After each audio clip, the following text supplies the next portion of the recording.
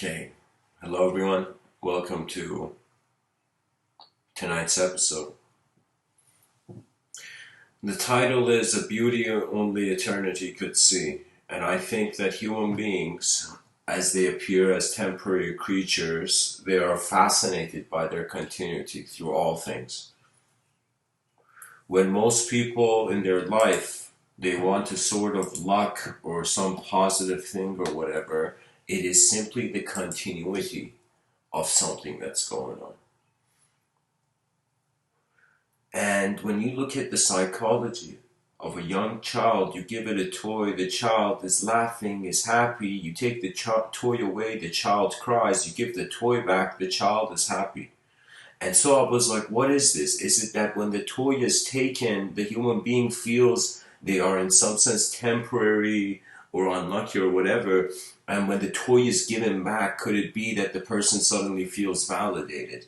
And I thought about religion, I thought about secular society, I thought about the human identity and ideology, and I kind of got the sense meaning is set into motion, and it is really what you hold beginning in your mind that manifests.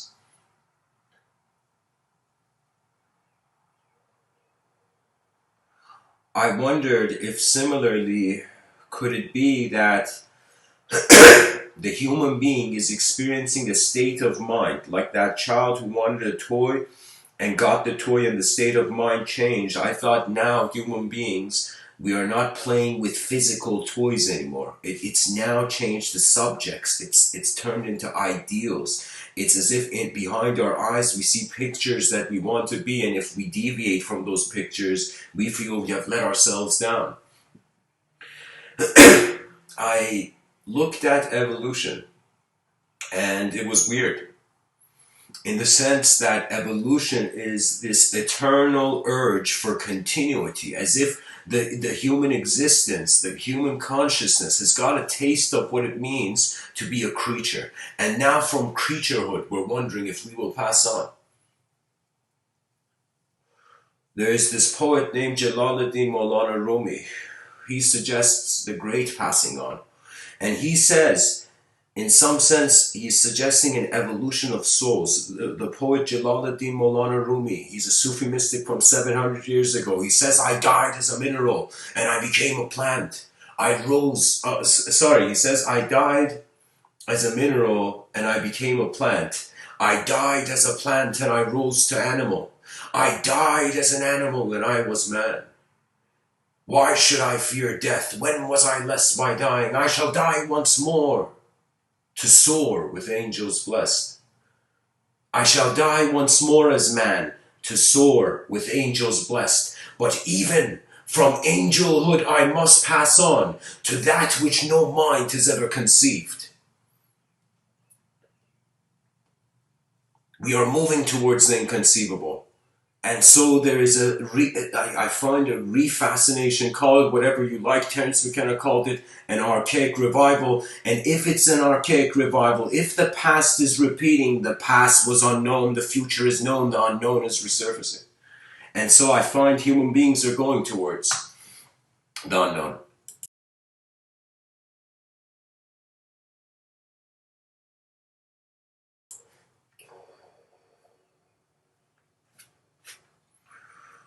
You know, there was a level of weakness that I find modern society is dealing with, and this weakness is the fragility of the inner realms of the human being. Back in the day, I kind of wondered, and I'm like, what were the problems that my ancestors had? And I realized all these inconveniences of now that the modern society sees back then were not problems, were not even assumed a relationship with. The person back in the day, for example, before vehicles, didn't have a preference. Everything was a sort of walk.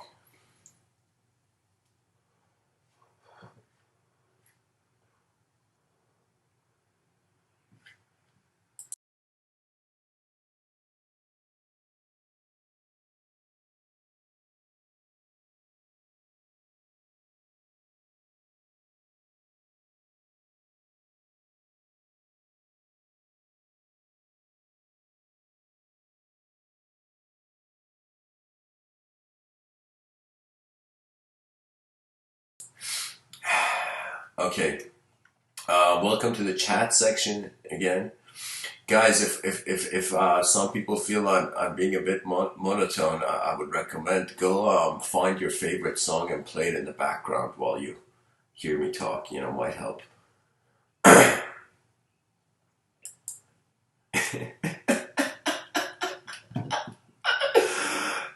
Chat section's adorable. So, anyways, to continue, a beauty only eternity could see. I am simply wondering, really, what do we do with this idea of eternity in this species? What do we do with this urge to continue, but this inability to see how we will continue? You know, it's kind of weird. I thought, what if the relationship was different? What if human beings knew their future, but they didn't know their past?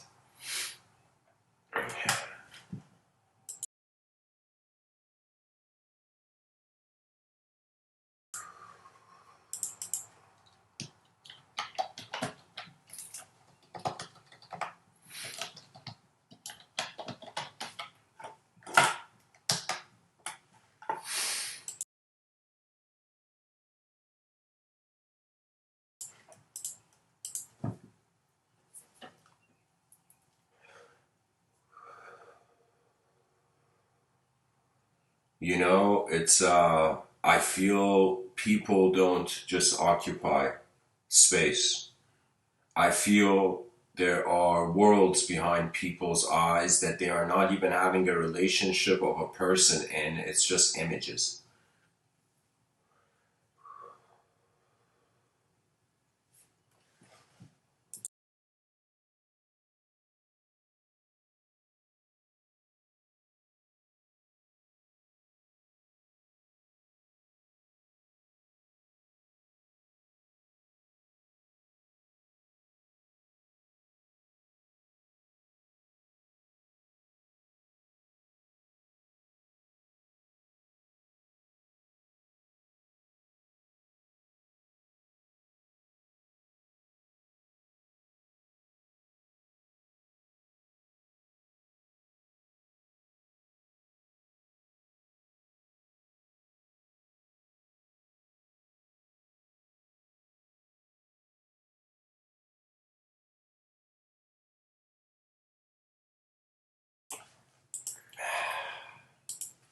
Excuse me.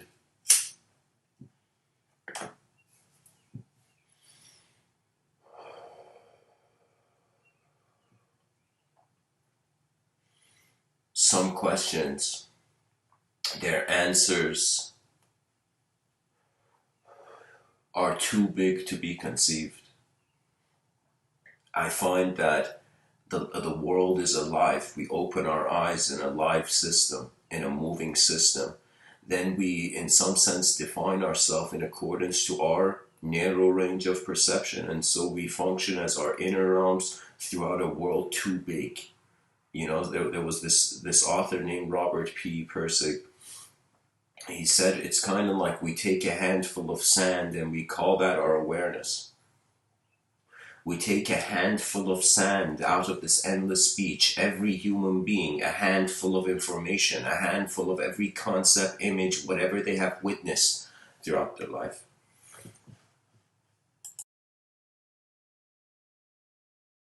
Guys, these talks are kind of like poetic explorations in the language. If my style doesn't fit your ears, then it's totally fine to navigate to somewhere else. But it's kind of free flow, just letting the people in the chat section know.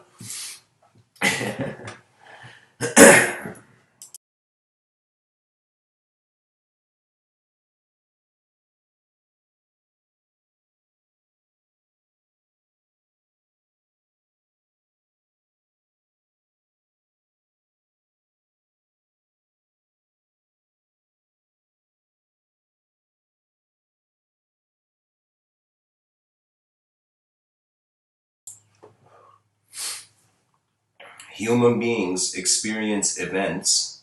I feel these events echo subjectively. I feel that if we didn't have an objective form, if we didn't have a body, there would be no point in wondering if there's anything beyond the body.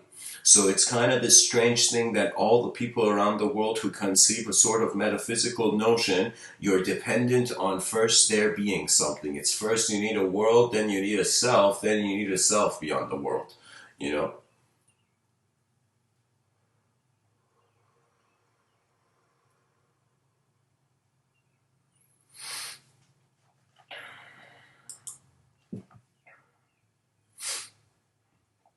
I've studied my own attention in multiple ways. I've studied my attention moving when my body moves, and I've studied my attention moving before my body moves. When the attention moves before the body, the experience behind the eyes is like a world shift. It's as if like, it's kind of like this, that when I physically move, it's like the concept moves the context. When I close my eyes and I move in my inner realms, that movement in the inner realms is like the context changing, you know, the context moving. So behind your eyes, you move as a vision of a world. In front of your eyes, you move as a vision of a self. And there needs to be that primary vision of a world. What does that mean? That means the child's mind, when it is born, has no knowledge.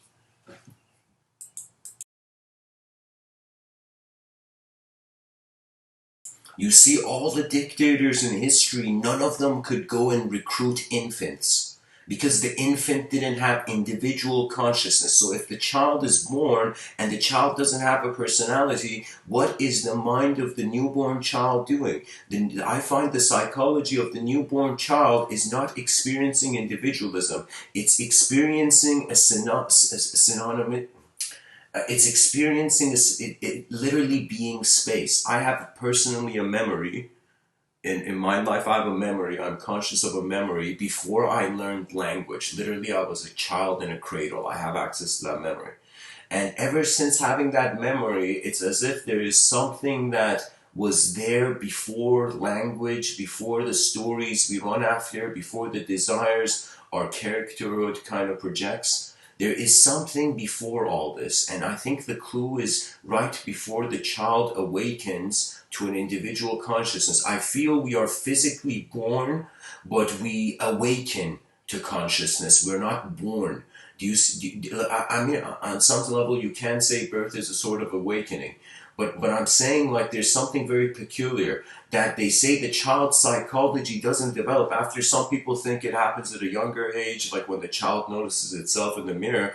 But usually they say between 12 to 14, age 11 to 14 or something, the child is becoming an individual to itself. That means children may act in like individuals, but they don't understand what it means to be an individual. This is why children get overwhelmed, and when they get overwhelmed, they don't know what to do.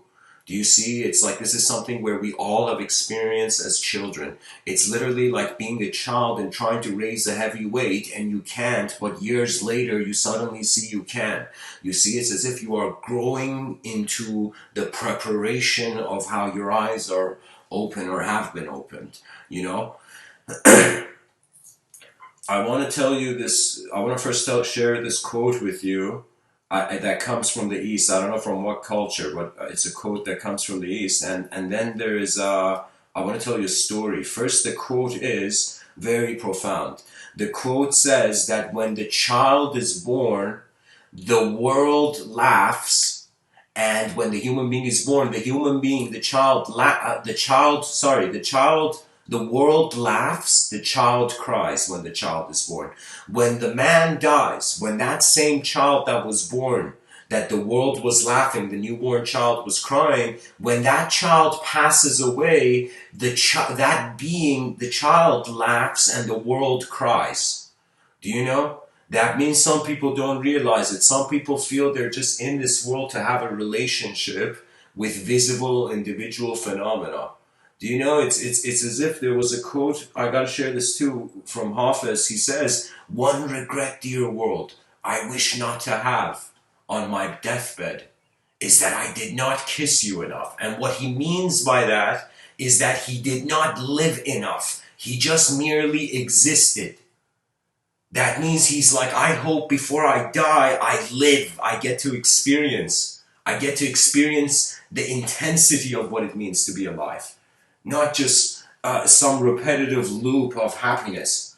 You know, being too happy in a changing world is weird, I'll be honest. You can't be too happy because the conditions are changing. You know, if we define happiness as a moment with all known variables, all the variables in the moment are known, so the person feels they're in control and are happy, that is an illusion.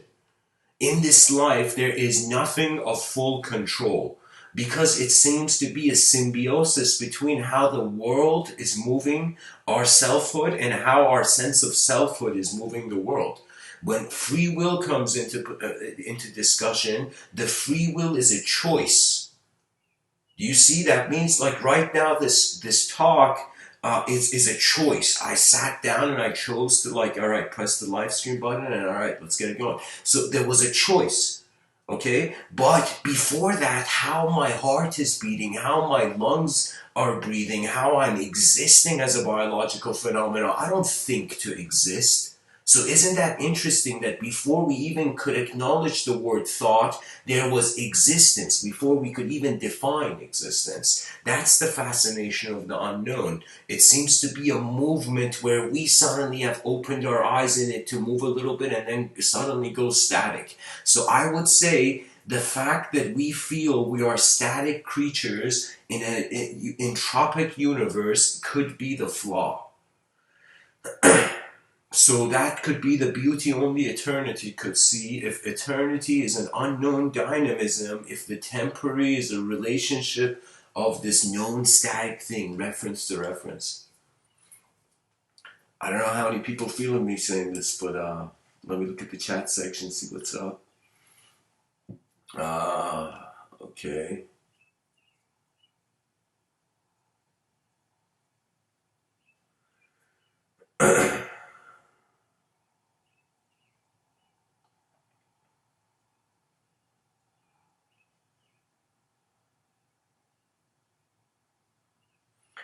Okay, interesting. So some people are resonating with what I'm saying. Guys, really, this is it. Think of it this way. Everything began from the unknown. Then certain progressions and decisions were made, certain known phenomenology. Guys, I'm not reading, I'm just free flow talking. I only bring paper if I have to explain something geometric to you. Why? People feel I'm reading a book. Trust me, if I'm reading something, I read it poetic. I don't read it normally. Uh,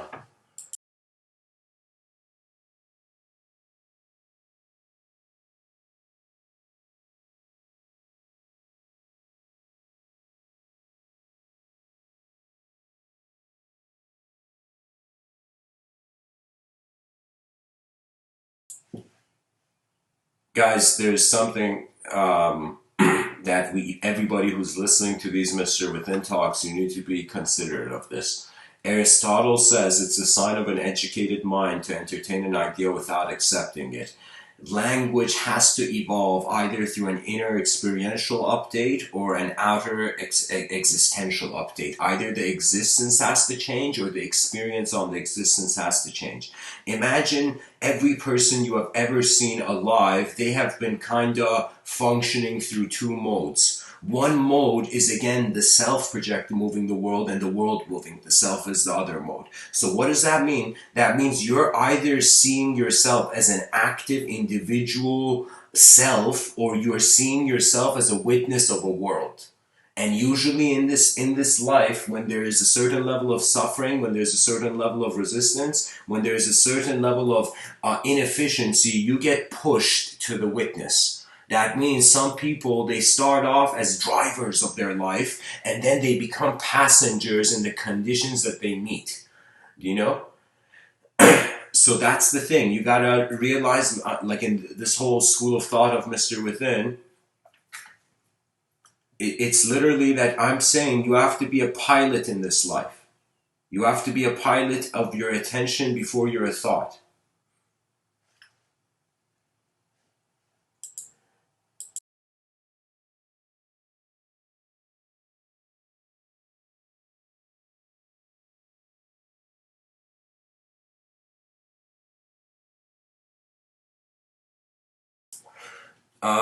Just to let the audience in the chat section know, there will be a segment. There is a part of these show like these episodes where I call them quote tunnels.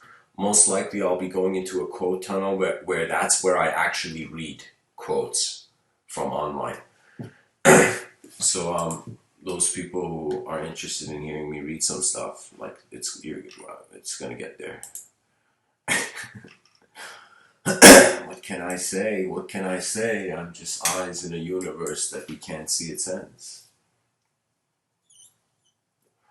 I think it's the intention that the person has to the world that suggests how the duality comes across.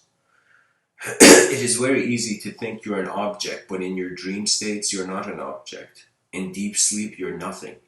So I find that this life is designed for us to have a balance where there's certain phases the mind has to engage as an actual conscious objective phenomenon.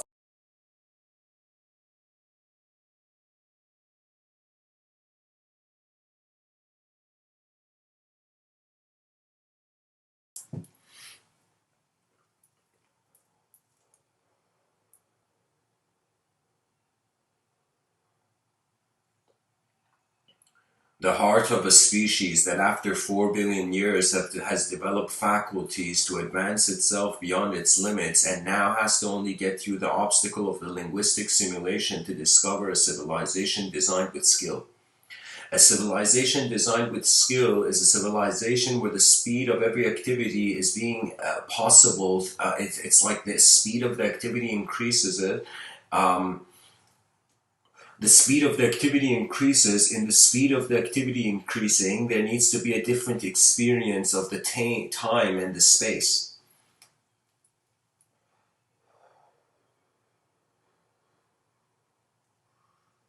When you realize your mind is a sacred brush, when you realize that human life is not about the purpose already being written in it, the purpose is a creative phenomenon. Look at how many things in this life don't exist and they come into existence. Literally, our experience of life, this whole Buddhic mentality that there is incarnation after incarnation, and there were even yogis that in the Puranas it was written that they survived 7,500 apocalypses, 7,500 eons, and I was like, wow, in this, what if reality suddenly became eternal?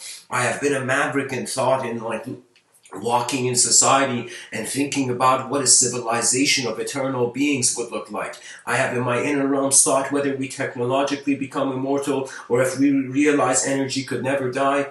Regardless of the pathway, what is this endless emergence of waves of experience in this ocean of existence? The Sufis would acknowledge it as a garden of existence, and what happens in this garden is that various intelligences arise. The intelligence of the world is multi-local, and the man is for the first time a species that can be multi-local to itself. We are, you see, if the world is multidimensional, then we can acknowledge that all animals are in a multidimensional universe. But if this human species has become multidimensional, if we have somehow found a sophistication and use with language, then we are no longer the same animal in this garden of existence. We are this epitome. We are the peak of evolution. We are the peak of the evolution we have access to. And so many people wondering what is the purpose of life, and it's as if they go into this market where story after story, spoon feed them story after story. And what I mean by this is, guys, I went through a phase of my life where I actually attempted to look for the ultimate. And in my attempt to look for the ultimate, the questioner breaks down before the answer. And that sentence could be heard in two ways. There was a story I wanted to tell you, and I will tell you the story in the sense that the story begins with three Sufi friends, three dervishes. These three friends find themselves at the edge of town, and at the edge of their town something strange has happened. A giant wall has appeared. A giant wall. And so these three Sufi friends, these three dervishes, they ask and they're like, yo, was this wall here yesterday? How did this wall appear? And they suddenly see the wall is spontaneous. The wall is like how the world arises. And so the wall has appeared, and they suddenly see this giant ladder not giant ladder, this tall ladder that reaches the top. And so this is a very important point in the story for people to remember. Two of the friends hold the ladder, and the first person goes up. That means the first person who risks, the first explorer, he usually has crutches. That means usually the people who start certain niche innovations, these niche innovations, the first explorer usually has support. Now check this out. The first one goes up, the first friend goes up the ladder. Climb, climb, climb, climb. Suddenly he finds himself on top of the wall. His eyes befall what's on the other side of the wall. A sentence enters his mind, a shock, a feeling. The man instantly sees the garden of paradise is on the other side, and not even telling the two friends in the bottom, instantly he jumps in. So his friends just see like one of the friends go up the ladder and just jump in. Then the second friend is like, yo, where'd that guy go? Let's go check it out. And so now the last friend out of the three is holding the ladder, and what the second friend is climbing. Again, an important point in the story. The second explorer has still some sort of support, but less.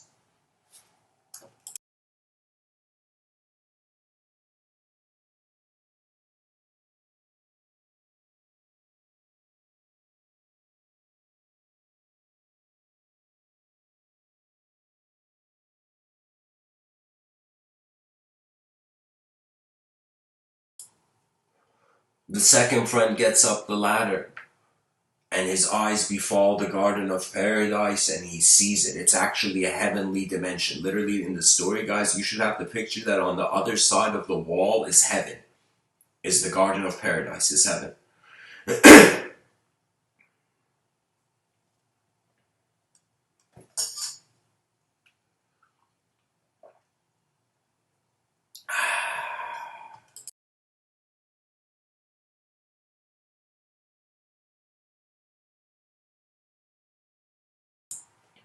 The second friend, his feet raises into the air. He's about to jump into paradise. Suddenly he feels maybe he should tell the third friend. You know, maybe the third friend is not going to try to climb with no support, holding the bottom of the ladder. The second friend looks down and says, hey man, the garden of paradise is up here. The first friend jumped in, I'm jumping too. The second friend jumps in and completes the cycle of the lifetime.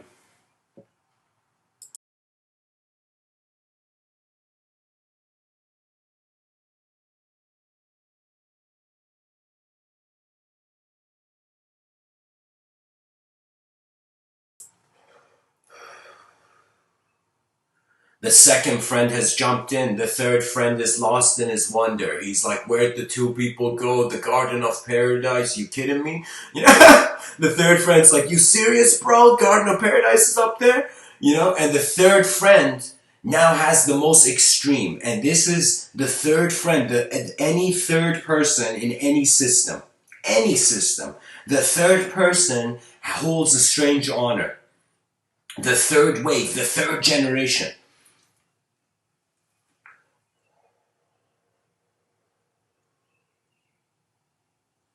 Or as we say, the third time the charm. The last friend climbs the mountain alone. Sorry, not the mountain. Climbs the ladder alone. And the ladder is shaky, and he climbs. There's moments he feels he's going to fall, but he still dares to climb. He climbs and he gets to the top of the ladder.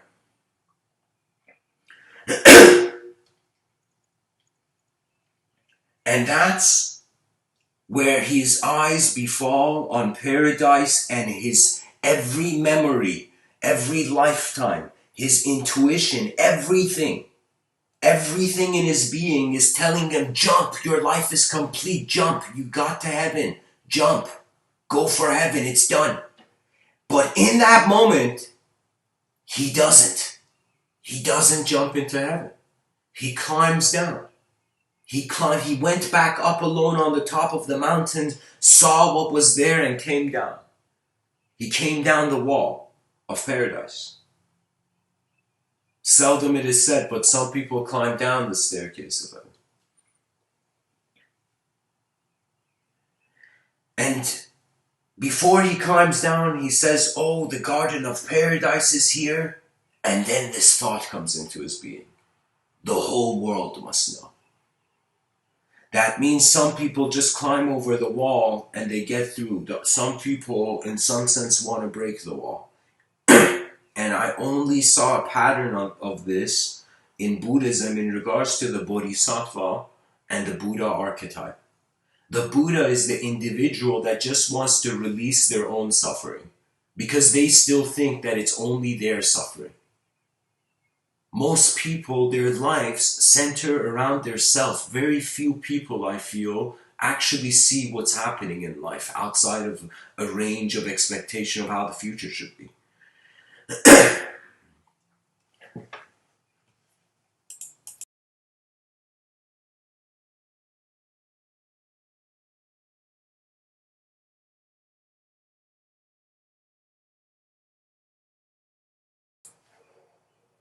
What does that mean? That means behind your eyes, you have never been an individual, you have never been a thought. Every moment of beauty, that beauty has been because behind your eyes, you've been being it. I feel that we've matured as a species to a point where now we don't need, per se, advancements. We need advanced communicators. We don't need too much advanced technology. We need the users of technology advancing. We need the discrimination of Tony Stark being a separate entity than the Iron Man suit. And when human beings realize that their mind has been living in a world totally separate from that of matter, and when we see that, we salute René Descartes for his contributions to mind-body dualism, and we see that even the ancient sages of the world, stretching from Adiyogi, or the first Guru Rinpoche, or the first Guru Nanak, many lineages of human beings have tried to allow the torches of technologies that helped man pass on to the next generations. I feel many human beings, many children that will be born, they will feel like the third friend. They will feel like the third friend, but instead they will feel the ladder has fallen, and they're just standing between on that wall between the past and the future. I think the purpose of life, especially in 2020, is for human beings to realize they have this mind that is pretty unknown to our species. The mind is not an object. At most, it's an activity, it's an event, or Whitehead called it a process. Buckminster Fuller called it a verb. There's various ways, but it's something that is set in motion. And it's kind of like, who are you when you're running, whether to something or away from something? Who are you in that moment?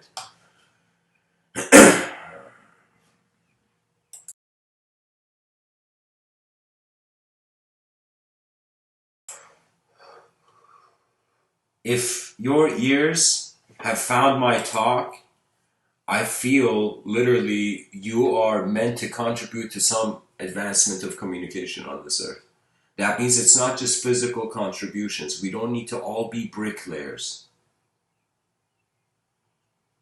You know, it's like I feel every human being is contributing to two things to life. They're contributing to the body of their civilization, and they're contributing to the mind of their civilization. Some people, in some sense, they physically, like, let me give you an example. It took us 4 billion years to evolve. Then we attained consciousness. Then we built a civilization that now is like a chemical reacting with consciousness. I feel the era of pure consciousness has ended. I feel that we have been too influenced by epigenetics, by society, by language, that we're no longer just a purely biological phenomenon. What does that mean? That means you as a human being, similar to Maslow's hierarchy of needs, you need to keep these dimensions alive in front of your eyes if you want to survive in this world. In front of your eyes. But if you want to become acquainted with the world behind your eyes, if you want to become a pilot that navigates as the whole plane of existence, then you have to establish a new relationship before you, with your experiences with language. Do you know what it's like? It's like sometimes I look at these seekers that from Western culture, they go to India. They go to India trying to find their true self. When I went to Rishikesh, India, I wasn't behaving. I wasn't changing my behavior just because I was in that environment. Do you know? It's like this is the difference between how real you are for yourself and how you aren't. You can totally see a person of weak character when that person literally goes into an environment and becomes someone else. I've even seen weaknesses in my own character, because there is an intimidation with the amount of minds that there could be in a room, right? If you feel people are stupid, if you just have that assumption, you're a fool. You become the stupidest person. Let me tell you why. Because everything has an unknown variable. For me, people stopped being things that could be measured and valued in a way where I could say, yeah, that person's that person's this, you know? After a point, it just seemed like every human being, their DNA was an instrument, and it was the discretion of that being how well they, in some sense, chose to be a phenomenon, really. Because it's very easy. It's much easier to break things in life than build them. You can see an artist spend years trying to make a masterpiece. Imagine you're Michelangelo, you're making a masterpiece, and then your grandson runs in and pushes your sculpture and breaks your sculpture you've been working on for 3 years. At that point, Michelangelo would laugh. He'd just laugh. There's been times where I've lost my own creative work to the void.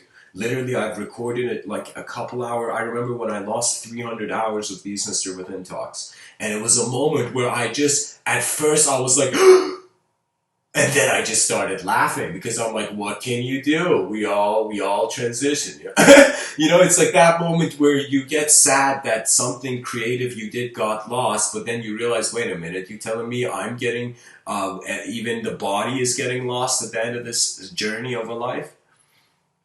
So that's the thing, Eventually, I think we will identify with humanity's advancement. And guys, please excuse my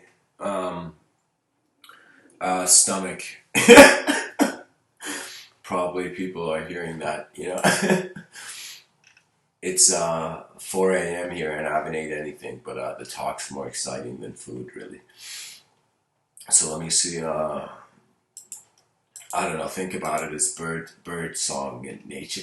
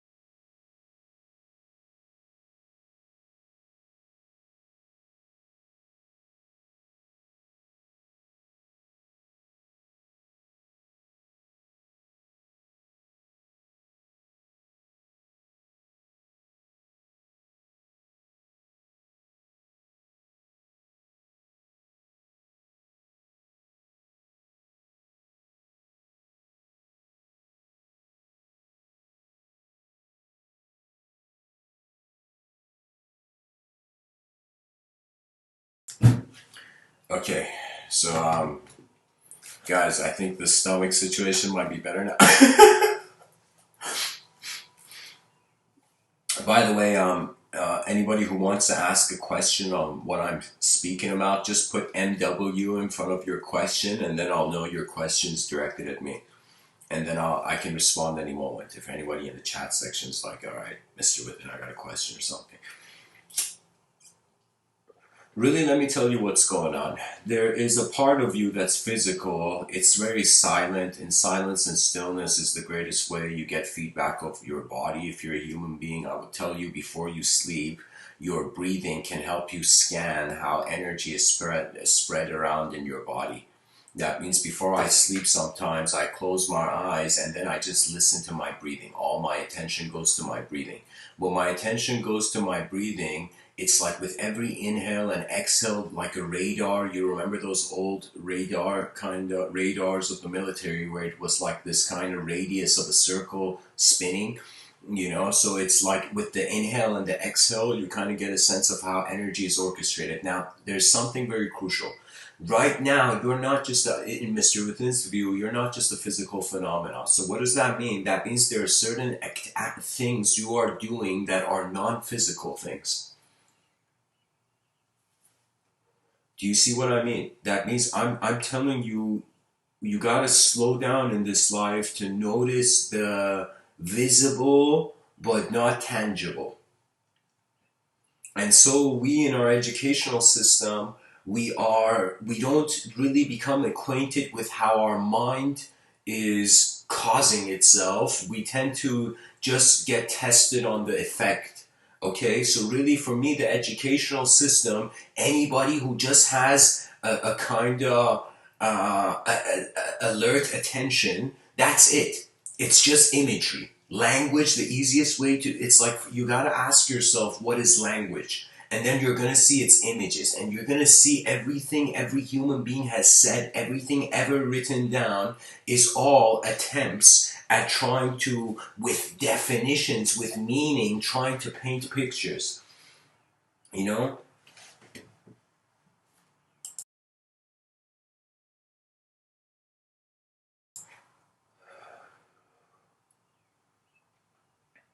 I feel life has a music to it. I feel like how Beethoven, like we look at the cosmos and we're like, yo, I don't hear anything. But but Beethoven, in some sense, even though he couldn't hear anything in his outer realms, he could hear in his inner realms.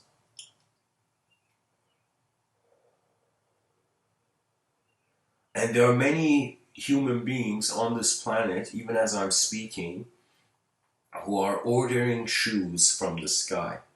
What that means is, imagine every memory you have is not meaningless, is not random, and imagine it's a way of a way. It's a way of it's your memories are how your moment of being is speaking to space.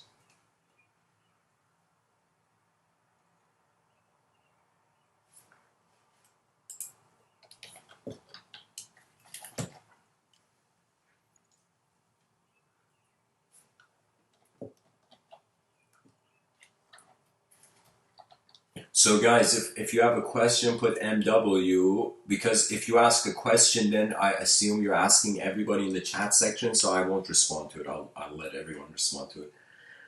But if you put MW, I'll know to suddenly, like like try to in an instant try to answer it. I can pinpoint the question. Anyways, guys, I'm just saying that our relationship with the moment is that there is a part of it that's static and there's a part of it that's dynamic. I mean, that's pretty basic. I think nobody would disagree with that, that there's some variables in life that are slower than other variables. Now, there isn't an infinite speed, like we can't experience moving at the speed of light, and we can't experience, in some sense, when we stop, stopping has no longer anything to do with the dimension of speed. So I'm saying that we can't fathom the extremes of our evolution, and our evolution is like a dream. We can't see its beginning and we can't see its end. So really, we are literally like pilots. I don't feel even life has too much of an ideological purpose because ideas come and go, as Chung Tzu said. Chung Tzu was this Zen master who was like, somebody told him, yo man, what do I do with my beliefs? And Chung Tzu was like, Chung Tzu was like, your beliefs are like leaves on a tree. They pass as the seasons pass. They change in texture. Incredible question. Incredible question asked in the chat section. Wow. Wow.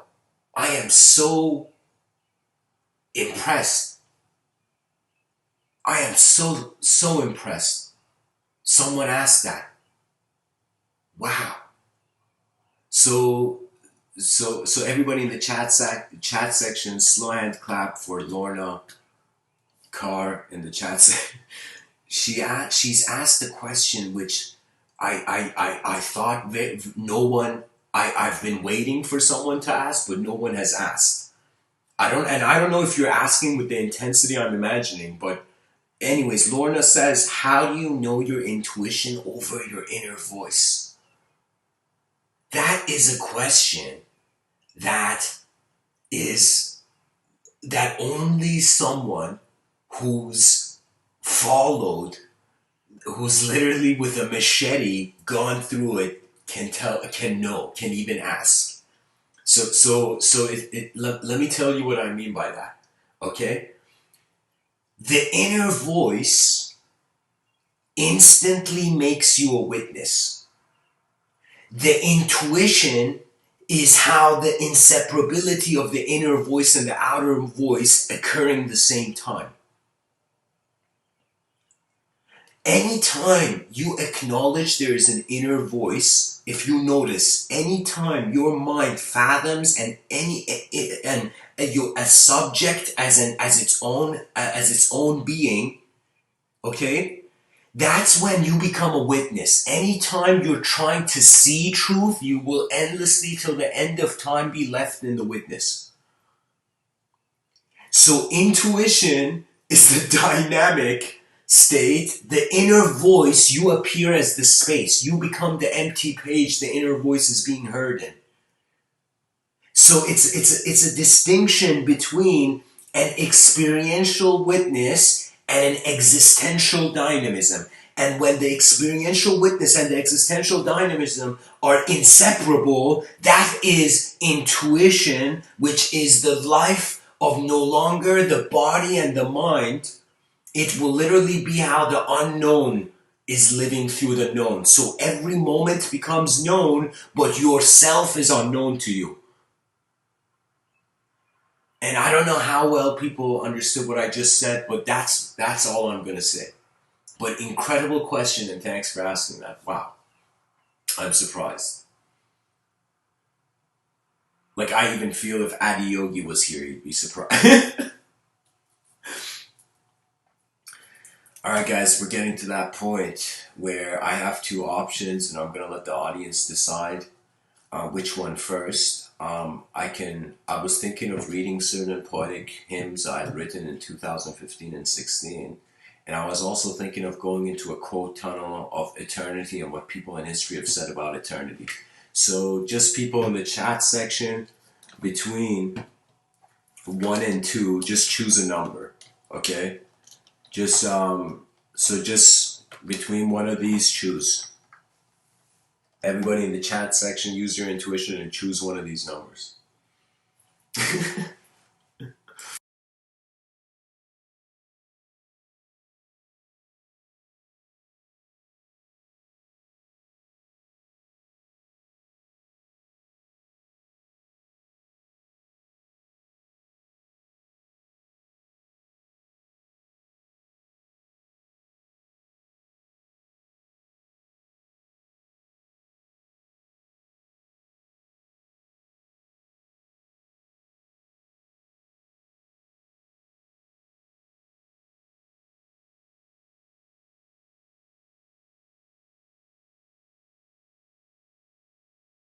Okay guys, nice. We'll go with 2. That's the quote tunnel first. So we'll go through the quote tunnel first.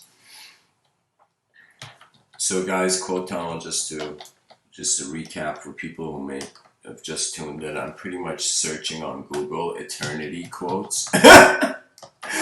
And I want to see how other human beings throughout history, their inner realms, evoke the concept of the eternal.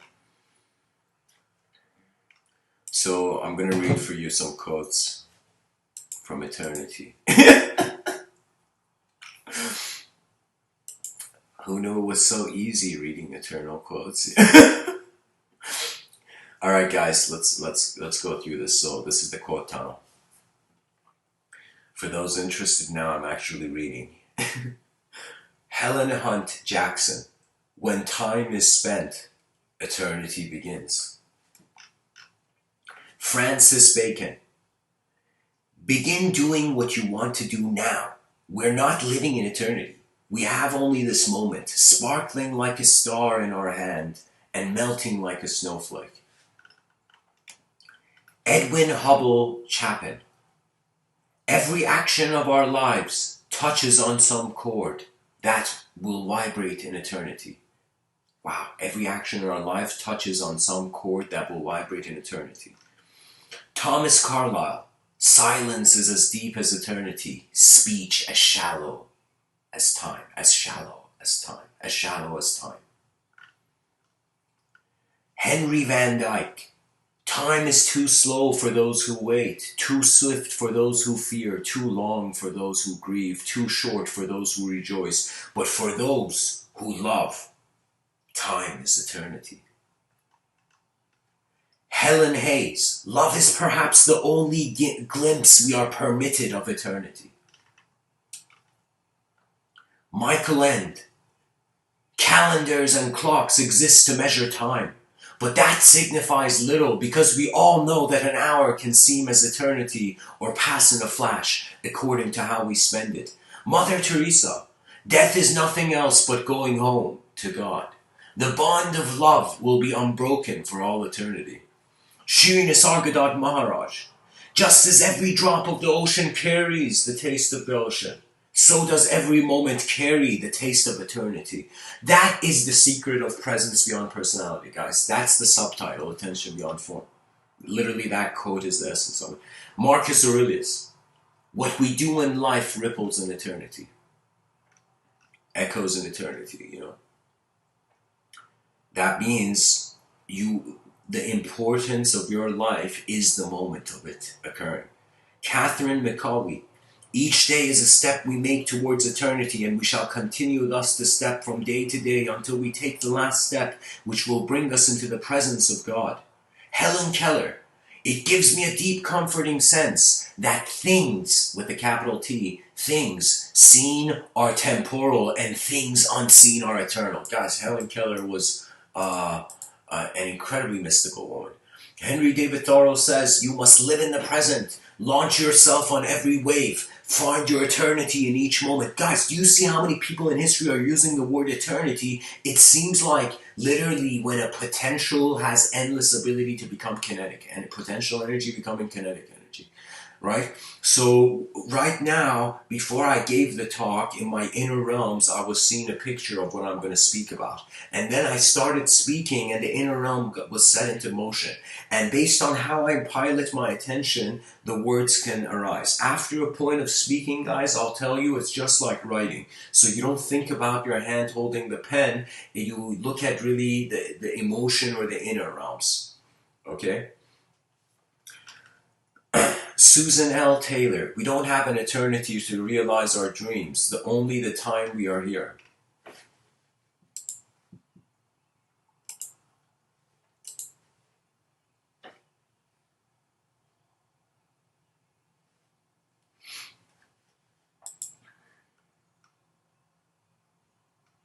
Herman Melville.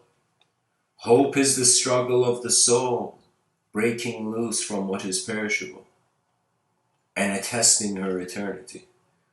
Khalil Gibran. Trust in dreams, for in them is hidden the gate of eternity, the gate to eternity. That means trust in the events that happen in life, and I wouldn't say trust per se in the value of the image of the event or the incident. Trust the rhythm. Trust your handwriting style. Trust your mind expression style, you know? C.S. Lewis says, all that is not eternal is eternally out of date. C.S. Lewis is, go next level. Seneca, the younger. This life is only a prelude to eternity. He's like, yo man, what's life? He's like, it's a trailer. It's a coming soon trailer of eternity. It's like, what do you want me to say? And guys, that's the insane thing. I just noticed that in the monotheistic tradition, in monotheistic religions, it's like the person, I'll tell you, here's the difference between polytheistic tradition. For example, in Buddhism, in yoga, there isn't one single God, even though above, like the subconscious of yogic Vedanta is inevitably all one God. But I'm telling you, it's like in, for example, Abrahamic religions, it is the case that after the person dies, they are resurrected, okay, once.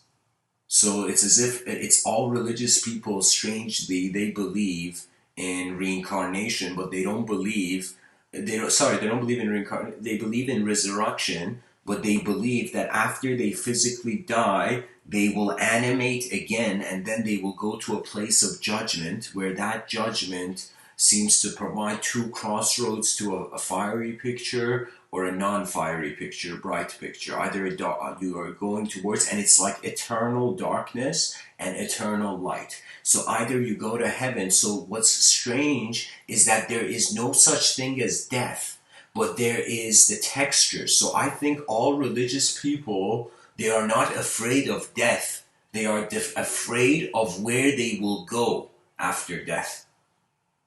Do you see? And so, but there's a difference. So in polytheistic tradition, here somebody made the distinction. I remember seeing it in some thesis somebody had wrote online. I don't remember the guy's name, but it's worth sharing his contribution, and I think he would even care for it to be shared. It was something like, the guy had said, monotheistic religions, everything is God's. God with a, what do you call it? Apostrophe S. Everything is God's. That means God is the owner of the universe in the monotheistic sense. But in the polytheistic sense, everything is God's. Everything is God's. That means if you were a yogi in India back in the day, you're walking in the simulation of the gods in the higher dimensions, in the higher lokas of Mount Meru.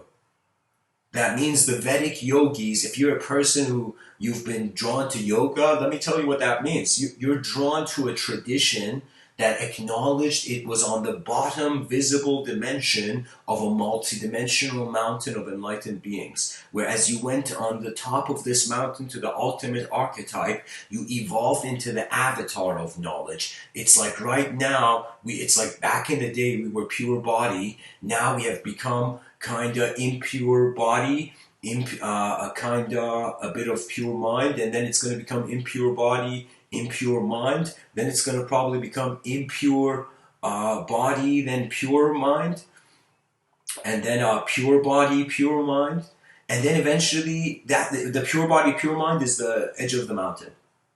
That means you have a journey if you are a character in a story. The moment in this lifetime you realize you wore the watch, the time, the concept of time was welcomed in your constitutional perception, then you will totally see life happen in a different way. Bridget Bardot says a photograph can be an instant of life captured for eternity that will never cease looking back at you. And guys, that's why people take selfies. They're trying to capture a moment in eternity, at least trying to make a moment more eternal. And that's really my effort, because I notice throughout the day, like the activities of the person, they could be either ones that linger for tomorrow, they stay around for tomorrow, or they don't. So imagine me giving all these talks before there was like a recorder built. Like, you guys don't know how many times I've pressed the red record button on an iPhone memo app, you know? I think I've broken the record of being the person who's pressed that many times. I don't know, maybe journalists have broken the record, I don't know. But anyways, let's keep going with the quote tunnel. Joseph Campbell. Eternity isn't some later time. Eternity isn't a long time. Eternity has nothing to do with time. Eternity is that dimension of here and now which thinking and time cuts out. This is it. And if you don't get it here, you won't get it anywhere. And the experience of eternity right here and now is the function of life. And who's saying this? Joseph Campbell. Terence McKenna. There is no dualism in the world of light. The conventions of relativity say that time slows down as one approaches the speed of light. But if one tries to imagine the point of view of a thing made of light, one must realize that what is one must realize that what is never mentioned is that if one moves at the speed of light, there is no time whatsoever. Exactly. One exists in eternity, one has become eternal. One is then apart from the moving image, one exists in the completion of eternity. Okay. Terence McKenna says, one must realize that what is never mentioned is that if one moves at the speed of light, there is no time whatsoever. One exists in eternity, one has become eternal, one is then apart from the moving image, one exists in the completion of it. Okay, before the last two sentences, one is then, I kind of see what he's saying, where he's kind of saying, like, if you feel eternal, you might be moving as fast as the speed of light. Okay, so our attention could be as fast as the speed of light, or even faster, because before the attention there is no. It's like light is attention seems to pre-light. It seems to be a phenomenon pre-light. So, so if you suddenly, let's say you're a kid, you're having fun, and you don't realize time. So either time is an illusion, or if time is real, you're moving at the speed of light.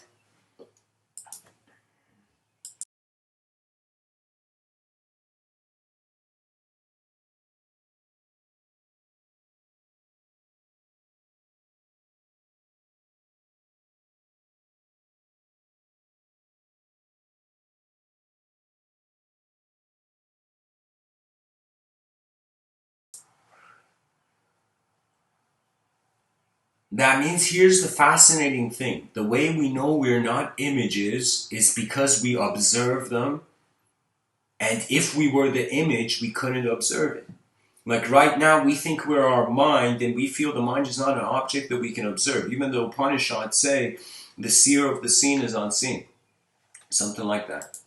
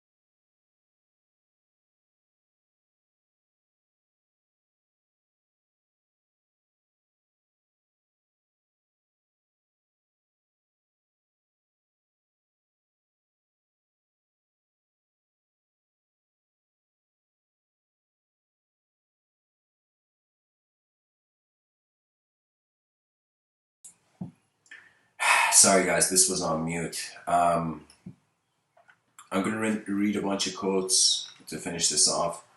Act well at that moment and you have performed a good action for all eternity. Michael Korda. Frederick Farrar. No man can pass into eternity for he is already in it. What a great sentence. Lucretius. He says the sum total of all sums total is eternal. That means 2 plus 2 in an eternal universe equals eternity. Equals 4 plus eternity. Emily Dickinson. Our journey had advanced. Our feet were almost come to that odd fork in being's road, eternity by term. Maynard James Keenan. A circle is the reflection of eternity. It has no beginning and it has no end. And if you put several circles over each other, then you get a spiral. Rumi. We are the mirror, as well as the face in it. We are tasting the taste of eternity this minute.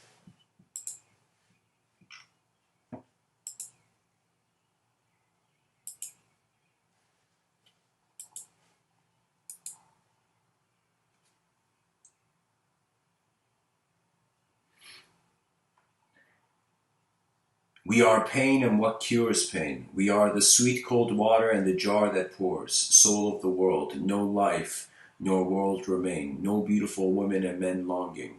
Only this ancient love circling the holy black stone of nothing.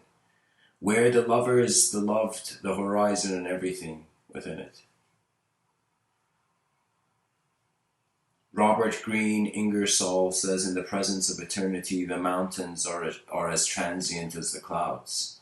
Rainer Maria Rilke says, be out of sync with your times for just one day and you will see how much of eternity you contain within you. Hermann Hesse says eternity is a mere moment, just long enough for a joke. Guys, this man has an enlightened humor.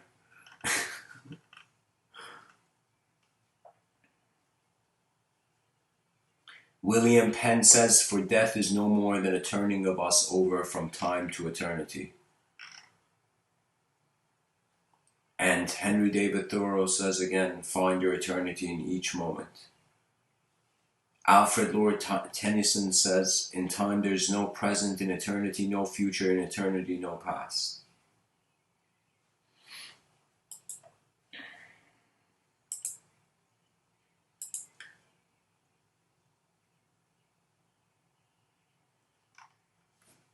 Sorry guys, the thing was on mute and I was just talking. I mean, that happens sometimes, so just bear with it.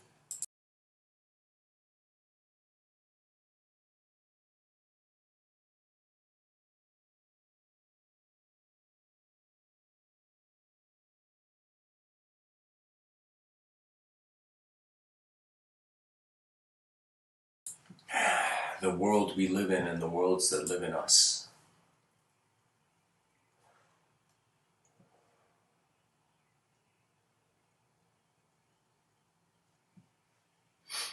Guys, I'm gonna go grab my laptop. I'm gonna now read some poetic hymns and then open up Q&A if people are interested.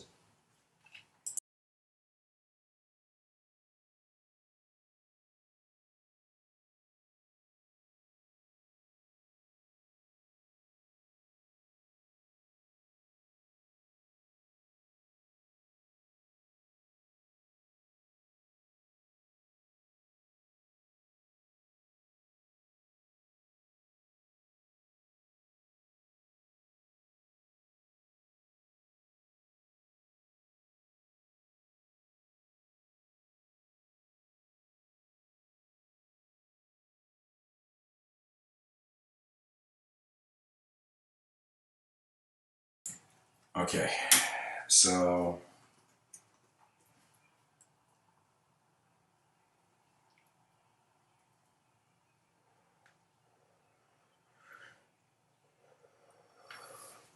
you see, Lorna, I'm not saying you have to be present. I'm just saying be aware there's a presence of phenomena before there is a processing of that phenomena into personality. That's kind of what I'm saying. I'm just trying to make people realize you're not a thought. A thought can't think. It doesn't even make sense. A thought creating another thought. You know, I don't know, thoughts reproduce. So it's you see what I'm saying? It's just a realization that there's this subjective realm. People don't acknowledge it. I'm that guy just trying to speak about it so much in this way that it catches on. That people realize that instead of thinking we're a good person and bad person, those are just modes. Those are states of mind, which if acted upon lead to certain results.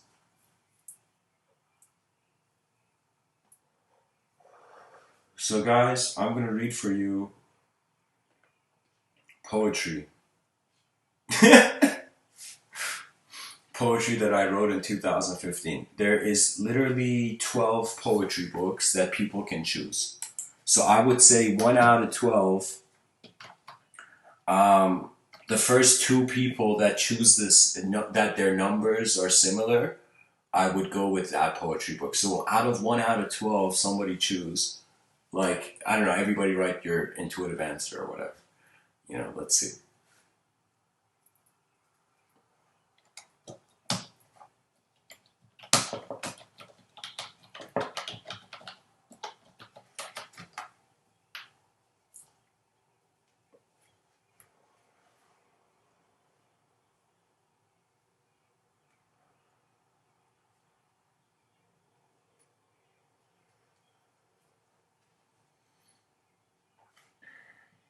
Okay.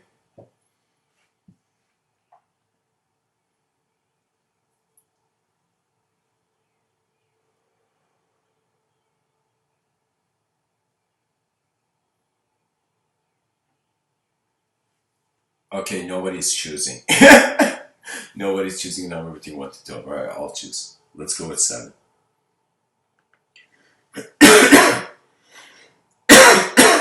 Excuse me.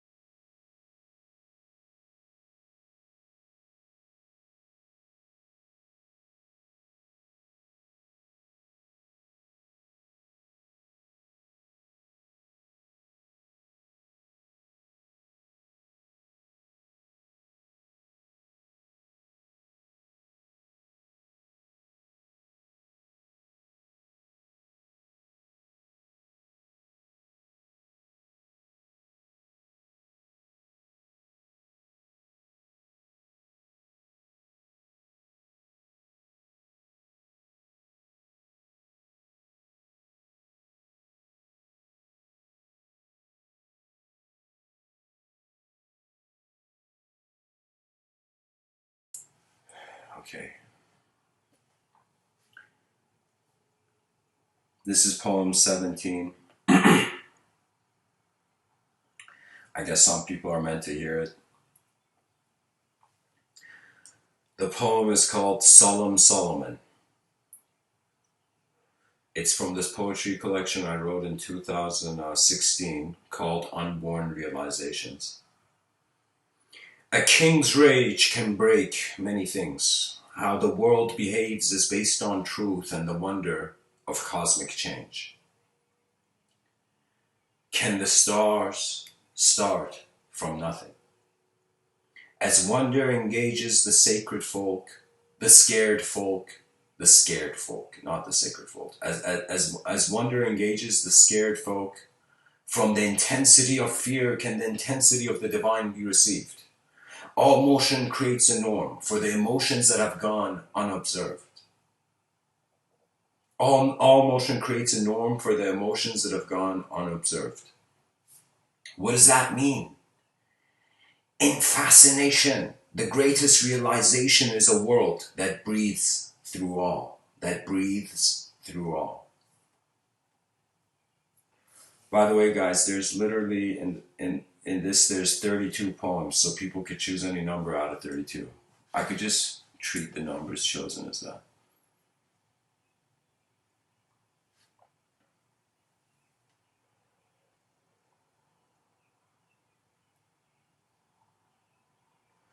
Okay, I'm going to treat the numbers that people have said in the chat section. I'm just going to read those numbers, those poems. Let's see what happens. So let's see what poem 8 is. The Armies of Time. So I wrote this in 2016 just because these are a sort of digital archive for myself.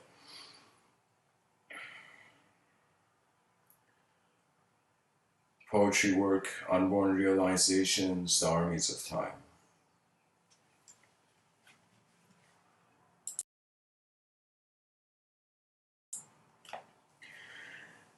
Through compassion of existence, the armies of time move without effort. In the end, you are your beginning, so be graceful to how death lives beyond a passing moment. Many rivers move within our veins, and many voices will suggest many answers, but we are our own transcendence. The child that no one played with, God looked at, but seemed to also forget. I am not my choice or the voices that act as guides from within. Who am I? The Absolute is the true commander of the armies of time. The pen may seem like God to the ink, but the hand that holds reality is beyond conception and belief. So number 3, let's see number 3. Number 3 is called Transcendental Moments of Love. And I guess this is the unborn realization you need to have. Casual trust makes joy wander about speedy angelic highways. How has limitation found the limitless within? Writing is a joy only the writer can wordlessly dissolve in. Wordlessly dissolve in. Supreme elegance means the pen and the page were one within the writer. How simple is the self-reflective nature of a cosmic mind? Has God whispered in your ear through the silence that carried every voice? Havoc's emblem is a playful suggestion that existence's choice in its clarity was the allowance for the void. You are hosting the world. You are hosting the void. You are the observer of the void. As my own twin brother says, fear nothing, love all. It's a number 22. Shame on V. The poem is called Shame on We. So, yeah, W-E, shame on B. Instead of shame on me, shame on B. A crystal paradise can be expensive for the faint of heart. What do we want from what we do not know?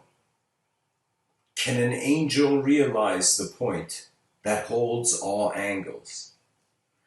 The beauty that gives all mankind a hope beyond words comes from within. How often does a bird consider the sky flying into its wings? A beak that reaches the peak of matter through formless awe has finally understood the pebble and the mountain are one. The pebble and the mountain are one. That's what I feel you need to hear, Yusuf. So guys, you can keep saying the numbers. It's out of 32.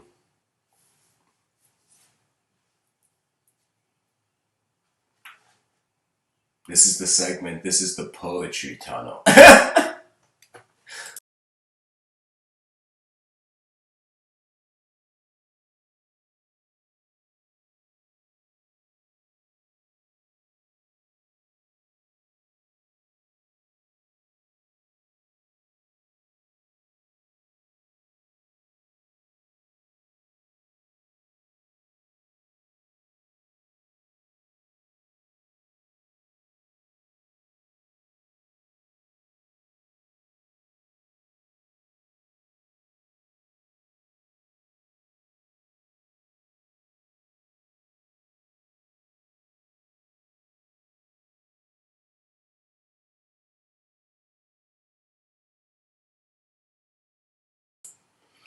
Okay, let's see. 23. Time makes us. This one's a bit long, but it's okay. So the poem's called Time Makes Us.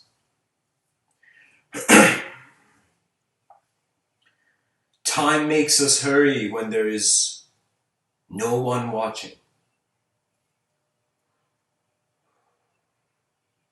You may ask why so. Every form makes the world encompass a new formless wave. I have hated people, tried to love people, but at the end hated myself. Not because cruelty was more convincing, but simply because my patience was less than the lesson or the moment. We must not take things personally or compare, for the mind can act cool, but in its loneliness hurt itself. In this poem I may provide a simple remedy. When we compare, we forget who we are being.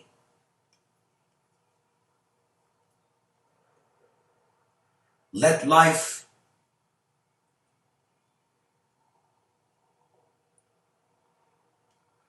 naturally conduct itself. And above all, my dear friend, do not forget the graceful power of joyous intent. Love your world beyond expectation, for then and only then it shall surprise you beyond expectation. So that was a cool poem. Thanks for choosing that. Number 12. Remember this well. That's the name of the poem. So I guess, Lorna, you need to remember this well. That's the name of the poem. Remember this. There was a night where the only echo in my impatient mind was, in quotations, I do not belong here. Of course, the family party I was in did not like this. Sometimes impatience can show the fool before anyone else. When we hurt others, we also hurt ourselves. Know this, wise reader. Disrespect breaks you before the other. Many feel they own hammers that belong to no one else but God. The goodness of causation is an effect disturbed by an effect. It is better to be silent if you have nothing else to say. And my beloved reader, remember this well.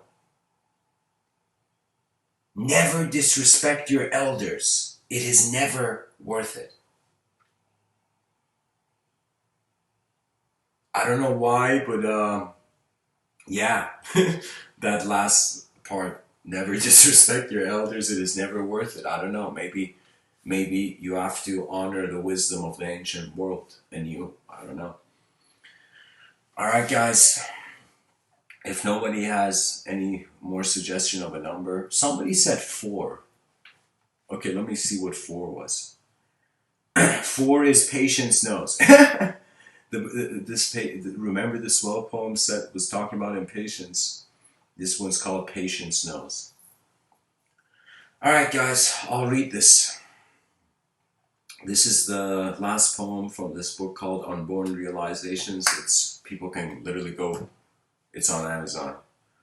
Everything's on Amazon nowadays. Even Amazon is on Amazon. Maybe you can buy Amazon from Amazon. Patience Knows. So let me see guys, it's so cool. On my laptop it even shows the time I wrote it. I wrote this on August 13, 2016, 7:24. Patience knows the future and the present that cannot be passed with words. Give joy a playful reminder to look in the mirror that breaks thoughts before the self. As the destiny of a tiger is heard through its last growl, give your wonder a choice to move beyond a paved path. Patience knows beyond numbers the aftermath. Patience knows beyond numbers the aftermath. The patience is the witness. That means in this life, if you are attempting to know what's going on, get to know how you're present. The yogis and everybody's like, yo man, the present moment is where the party's at, you know? You try to get in the nightclub of the past, you can't get in, you know? You try to get into the nightclub of the future, you can't get in. It's like only the present where the meaning is arising. Of course, it's all poetic angles on some level.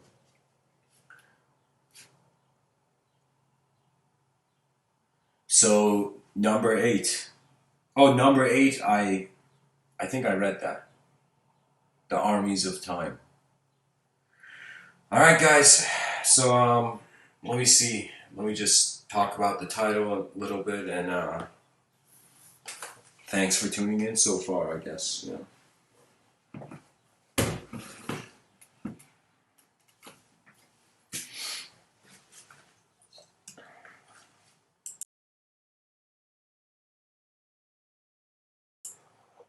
The more we observe language and we see that at its core is an image, the more our experience of life is going to be a cinematic language that is occurring behind our eyes. For me, there is this internal cinematic language. I didn't have it as a kid. After some point, something changed in my life that suddenly the cinematic language began occurring. And it was this situation where it was either I hadn't noticed it or something in life happened that made me notice it.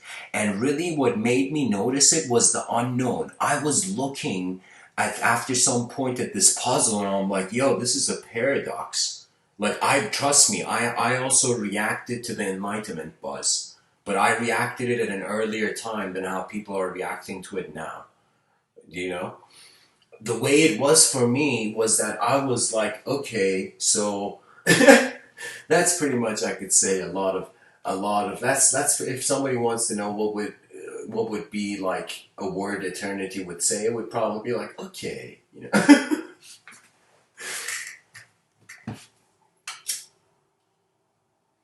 Eternity can't be proven, Maxina, because eternity, our proofs are in time, and eternity is a timeless state. So the speed of light can't be proven, but Terence McKenna was saying something spectacular that it's like Albert Einstein. I was talking about it before. He says this thing about the faster the closer you move at the speed of light, the more time slows down. So if you don't experience time, does that mean you are moving beyond the speed of light? So does that mean that could there be a dimension of intelligence where we're being present beyond the speed of light, for example, right? So these are all angles of approach. But for me, the poetry of eternity is really, it's like in life, think about it this way. Even though we feel it's important to be vulnerable, it's important to have emotional freedom as a human being. Like that's what a lot of, I think, the Western civilization, Western culture notices about. Let me tell you, like I have.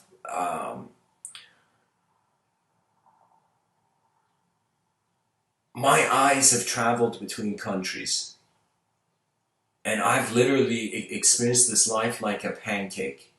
What does that mean? That means I was raised in an incredibly religious kind of, not incredibly, but in a religious environment with a religious sub-dogma. That means imagine if dogma is like a dog barking, like the first dog that was barking closer to me was in some sense a narrative of reality. It was set in stone. Then the next dog that came barking was like a scientific analysis from this religious thing. Then the next dog that came barking was the mystical analysis. And my whole life feels I've been this attention just roaming endlessly through various identifications with how form is being a subject subject to itself as it moves in a three-dimensional space-time continuum. You know, so in reality, I feel when I'm awake, I'm in time. In my dream states, I am time. Literally, I don't know how to tell you this, but you experience time if you need to. Time is like some beings, it's like it's a tool they use. Some people don't use it that much. I could tell you I have received way more insight beyond the reference point, beyond the language threshold. That means I feel I've seen more than I can say. That's why every attempt that I do in trying to speak about something is like, even if it feels new for me, you know?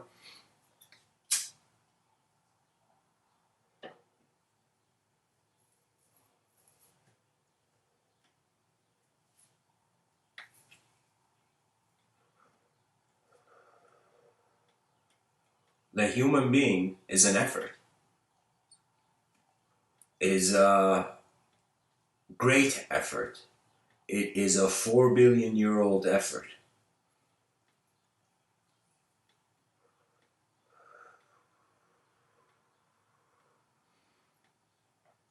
I'll tell you something interesting, guys. Next time, whenever you're around people, just look at the environment and look at how many people see more than what they want in the moment. This is why the moment someone sees what you want, they can manipulate you. Did you know this? It's just common sense. You know, it's common sense that attention is being single pointed on the inner realm. This is why Joe Rogan in his comedy was saying something like, if there was a post-apocalyptic event, human beings would lose sight of knowledge. That means we are conditionally intelligent. That means you have to kind of try to also be like Bear Grylls in this life. Like, this is why Bear Grylls, in some sense, doesn't get depressed, because the dude conquers the environment. He acts as the intelligent movement in the environment. You have a choice always. Okay, in life you have a choice to be the efficient or the inefficient. Now here's the cool thing. It doesn't mean efficiency is 24/7, but efficiency means you notice the inefficient quick so you can change.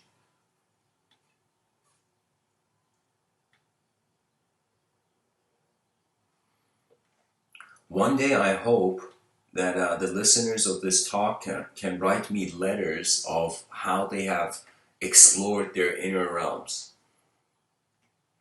Because I'm telling you, there's something so important about us no longer living as objects anymore, and realizing we have invisible responsibilities to an advanced civilization that is the only game and theatrical performance history has left to perform.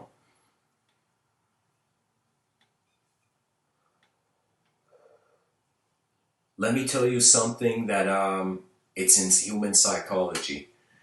Your environment reflects you. What does that mean? That means it reflects how you accept it. When I look at who I was 20 years ago, fundamentally I was a moment of attention with a sort of acceptance of my own value. But when I realize I am not just a particle moving in space, I am a process of a cosmic activity, then you're like, yo, yo, yo, in the ocean of the universe, how is identity owning land? Like, it becomes the most hilarious thing that it's like such temporary creatures started to think they could own land, they could own the earth. As far as I'm considered, it's like this body was never mine. But so many people go on thinking they're the body, obsessing over it, and then tears flow. This doesn't mean you shouldn't care for your health. It just means your association with your moment is your reality. How your attention. I'm saying some people are just hovering as attention. Some people have understood the advanced technology at their disposal. And that advanced technology, you're going to first try to do it for the satisfaction of the inner realms. Let me tell you why, guys, desire became to me one of the most stupidest concepts to have ever existed. Let me tell you why. That means in all angle, whether you speak good about desire, bad desire, all ways of speaking about it suddenly became incredibly stupid to me. Let me tell you why. Because that self that desires is not going to be the self that receives the desire. The self that experiences the success is not the self that experiences the failure. So that means we are in a sort of transience of endless self-evocation of identity. We are piloting through language. Ideas are clothing.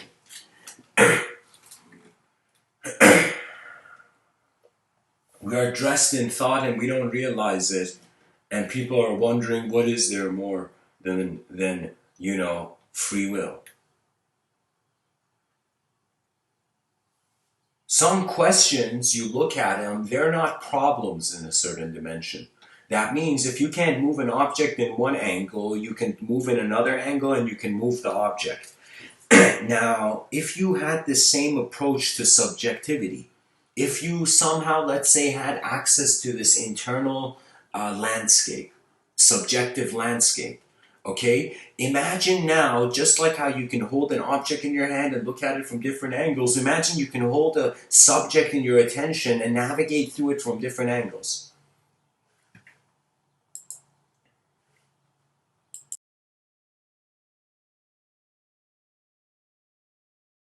The unknown is the beauty only eternity could see. Do not fear your unconscious mind. Do not fear chaos, because it is defined by your sense of order. Do not fear order, it's defined by your sense of chaos. Eventually, reality is known variables and unknown variables, and if you care for the known variables, you physically endure. You don't care for the known variables, and if you don't even care for the unknown variables, you don't update. That means you as a human being shouldn't try to be like how your mind sees, because technically you want to experience something, and then your sense of experiential knowing has stretched, and then it doesn't matter how the concept evokes. So it's kind of like I first learned things as a world and then as a self. So therefore the image of that self remains.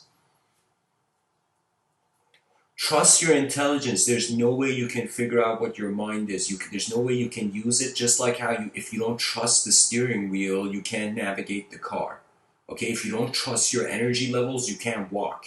You can't move. If I don't trust my ability, I can't give this talk. And you don't know how long, for how many years of my life, I just stopped caring for the world and I was a coward. I was a coward from avoiding my collective self. That means I wasn't a coward. In many things in my life, I had this instantaneous fury. I don't know why. It was just a quality I would see in my mind, that when something reached a level of importance that surpassed, it was like when it became something so important, it was kind of like that importance made the 100% skills potential of, maybe if you try 100%, you get 90% result. In my mind went endless. There's a way your body can be endless energy. You don't realize it. Your body has endless energy reserves. And if life becomes important for you and the intelligence, even in emergencies, has to act, these endless energy reserves open up. These endless energy reserves, after opening up, it's not just getting energy is the important thing, it's maintaining it. So it's the balance with, for example, if you were, a person in a village in India back in the day, you would acknowledge it as you would in some sense honor Shiva, Vishnu, and Brahman. You would see how things are destroyed, but you also see how things are created. They rise and are maintained for some time, and you as a human being are allowed to exist here. That's why you exist. You're meant to be here. Or why else are you here to even consider here? You see, so there's something about us being creatures that are in more of an unknown story than we believe ourselves to be. And we have to attempt to study now the mind. And I'm just sharing my contributions with the world, because after some point you're like, all right, we're here as long as the breath is in our lungs, you know. So that's why for me, later on I found a quote from Rumi that kind of explained this emotion of mine. His quote was, "Before death takes away all that you're given, give away all there is to give." Give away all there is to give, because whether you like it or not, an empty-handed attention is transitioning. So don't fear emptiness. Learn to look at it. Learn to acknowledge it. Confront the dimensions of life through stillness and silence and movement and noise.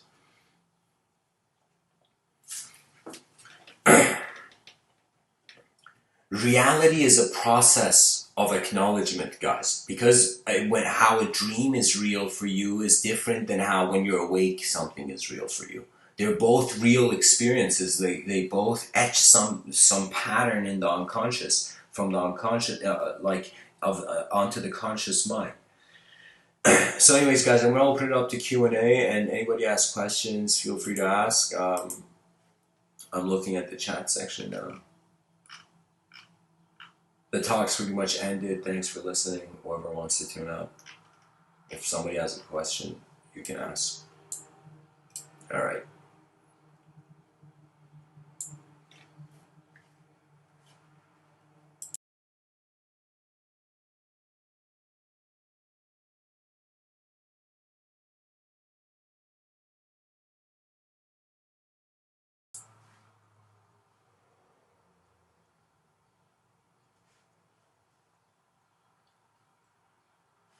Lorna says, I haven't been sure. Mr. Within, is that how you let life happen first? I let life happen first by realizing it's moving before me. So it doesn't matter if it's this life, it doesn't matter. It's like if civilization was built on a giant turtle's back, it doesn't matter if I'm standing on this incredibly advanced Persian rug design and somebody pulls that rug, you know? You know? Guys, there's a way to stop from the rug being pulled from under your feet, and that's to tackle the person who's pulling the rug. Footballers will understand what I mean. You know?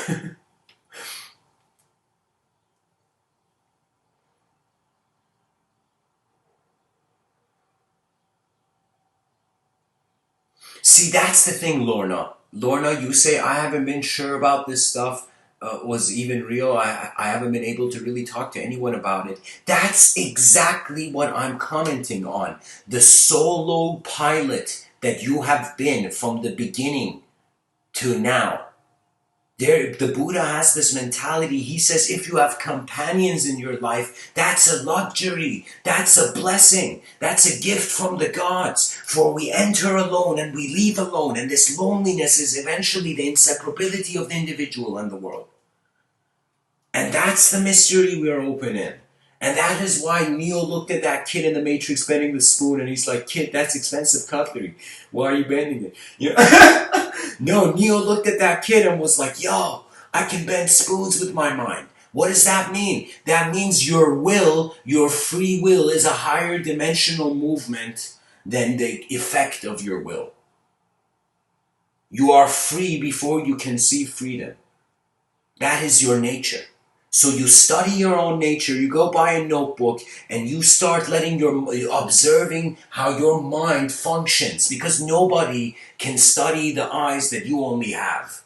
This is why the savior complex, waiting for an endless savior, is literally like some person sitting on a chair and people pulling their hand. It's like, hey man, get off this chair. You know, your kids miss you, your family misses you, your civilization needs you. And you're like, the person's like, I can't. You know, I need some special savior to come and pull me off this chair. But then you realize, oh my God, have I been sitting on a chair? Have I been sitting on only a certain inner realm perspective and lens on reality? Or is there more? Why does the term explorer exist in the dictionary? Why does the term the unknown explore in the dictionary? Why did our ancestors move towards uncharted territories? Why did we dive into terra incognita? Why did we want to see more? And there's something incredible, because when I say see more, In Farsi, there's a term called Simorg. And Simorg means phoenix.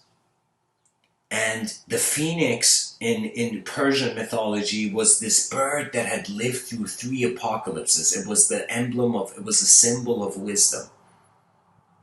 And as a symbol of wisdom, it was a creature that it never died because it was not the phenomena that changed.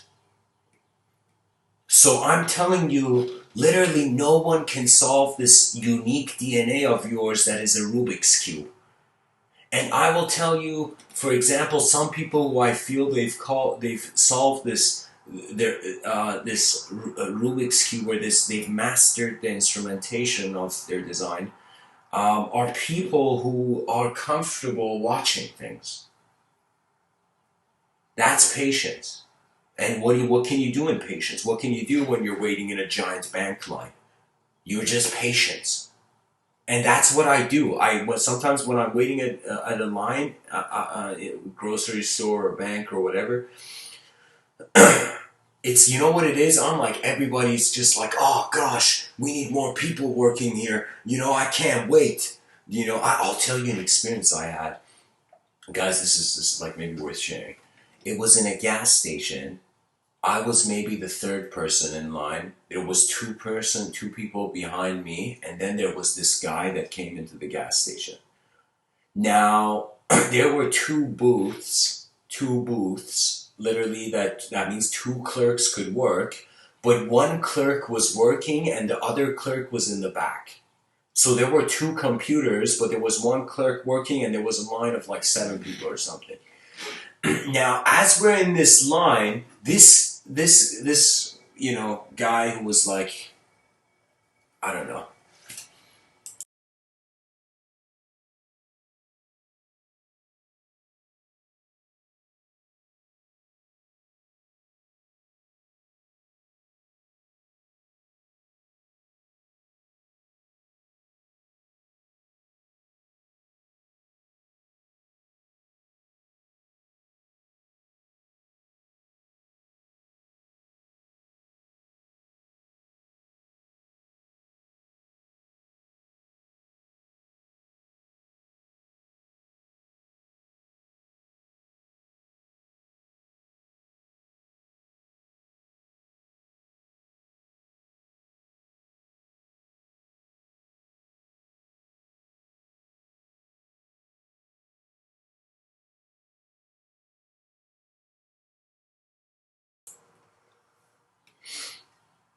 The person, he was, I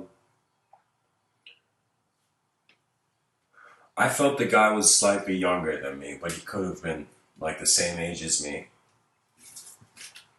This guy didn't have patience, and he felt like he was a liberator. And he went up, he passed the line and went to the counter and started complaining to the lady. And he's like, you've got 2 booths here. Where's the other guy? There should be 2 thing working here. As if he had no consideration that maybe one of the guys was taking a break and they were taking turns being at the cashier, right? So the guy didn't have the decency or the alertness to notice that, right? It was as if he hadn't worked before, like a low-level job, you know? Like he didn't know, like the other side of the counter's eyes, you know? And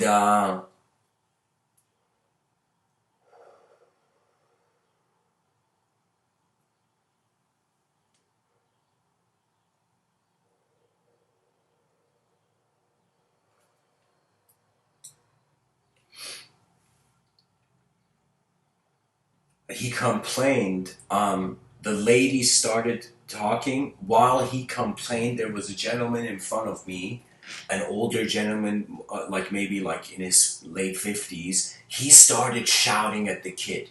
And the gentleman was an immigrant, and this was in Canada. In Canada, was a Russian immigrant or something, someone from Russia. And so he started shouting at this kid, and he's like, just wait, maybe, something's happening. And suddenly the whole line starts arguing with the kid. Not the whole line, I mean, just like the counter, the lady at the counter and the guy. And the guy didn't realize. The kid thought he was fighting for the freedom of the moment. And his argument was very logical and valid, but it was not considerate to the emotional realities of the minds in the room. Do you know?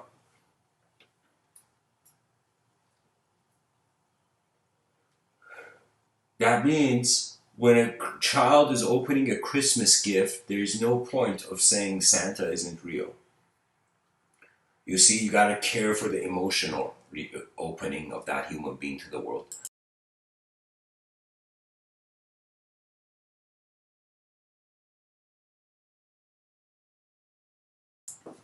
It's kind of like life. You go through a phase of experiencing yourself as the primary attention point of everything.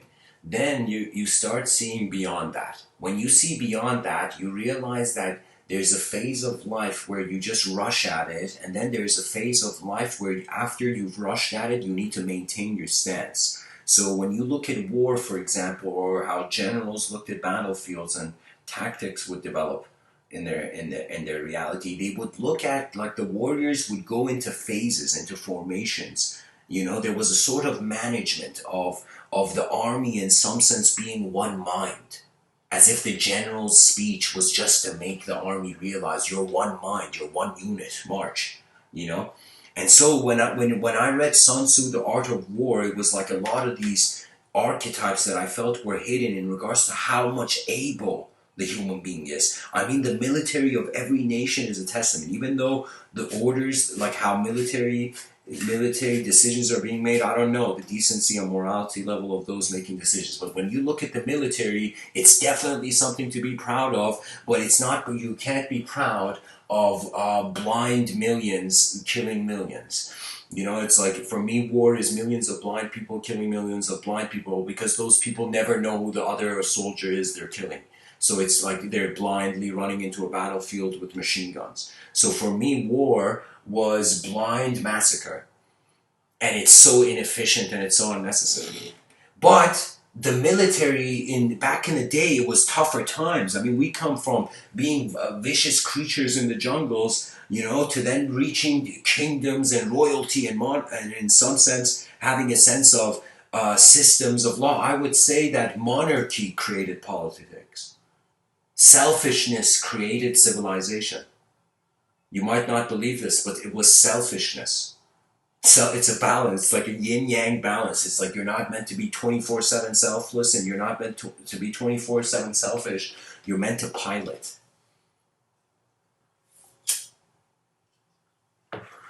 So, Maxina, so that was a huge response to that question. So Lorena says, how do you let life happen first?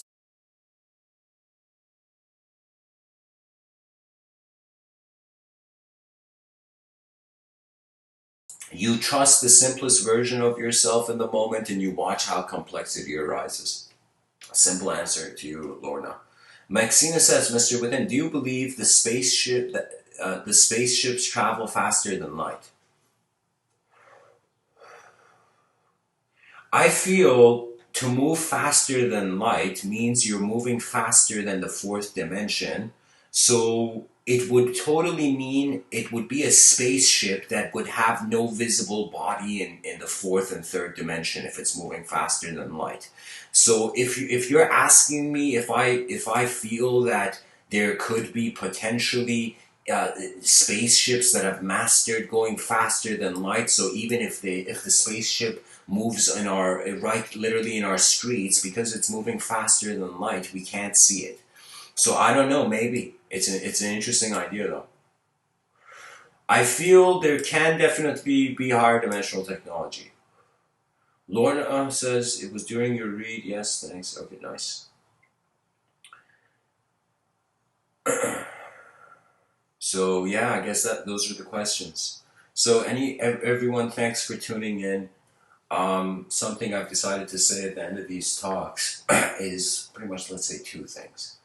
The only way to live for life, whoever you are, whether you're a chaotic archetype, entertaining a chaotic archetype as an attributeless attention or an ordered archetype, however way your humanity is expressing, the only way to live for life, and it's right in front of our eyes, folks, is to live for life. Just make life, that which is alive, that which is moving, just make your world important for you, and then you will write in 2 weeks a letter to me about what changed in your karma or whatever you feel that you're going through. Just make the world important for yourself, and you will be fascinated to go see how in how many ways it can advance. Everything can update. Do you know how many generations of kids have been going to school and the teacher has been treating the kids like robots? It's sad. It's sad. We treat children in the educational system like voice recorders. Literally, children, that's what they've reached. They've reached the point where some kids, I remember when I was attending film school, it was like some kids had voice recorders, you know? And so they were recording the lecture, and I was like, Jesus, look at this teacher not realizing there is 30 unique minds with different DNAs in the school, and instead of using every kid's mind as research, the school is like, all right, memorize this, repeat this, you know, get this, good job, you know? And I'll say a comment, guys, because I graduated from Toronto Film School. I can tell you the most important thing is the eyes. Love is not per se something of words only, it's the language of the eyes. It's a language of emotions, it's the language of the eyes. It's the tenderness of the eyes or the intensity they harbor.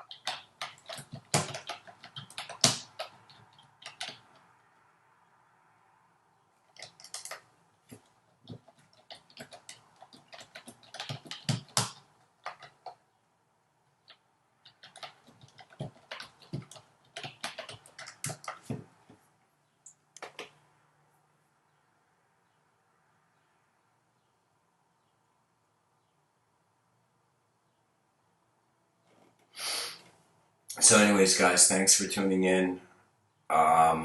Technically, if you are emergent as a DNA and a physical property, if you realize every moment there is a novelty value to your eyes, there's an unknown presence to how sight is being known and processed, and you study that and you let your mind teach you. It's, they say you must serve before you can command. And they also say that the mind is a lousy master, but it's a good servant. What does that mean? If you seek truth, your mind will master you. But if you observe, you will become a master of your mind. If you study the self as if somebody told you, imagine you are the greatest teacher. Right now as I'm speaking, let's say Mr. Within is telling you, imagine you are the greatest teacher, you yourself, that person you see in the mirror is the greatest teacher you will ever meet in your life. And if you start learning from your own eyes, you will be fascinated of how much of life and intelligence comes down to a navigation of attention experientially.